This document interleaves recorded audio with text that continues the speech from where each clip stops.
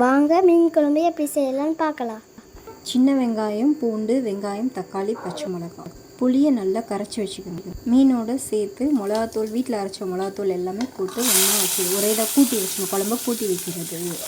வெங்காயம், தக்காளி, வெந்தயம் எல்லாம் போட்டு வதக்கிட்டு அதுக்கப்புறம் நம்ம குழம்பு கூட்டி வச்சதை அதில் ஊற்றிட்டு கடைசி ஃபைனலாக வீட்டில் விளக்கெண்ணெய் இருந்தால் அதில் கடைசியாக ஊற்றுனீங்கன்னா இன்னும் டேஸ்ட்டாக இருக்கும்.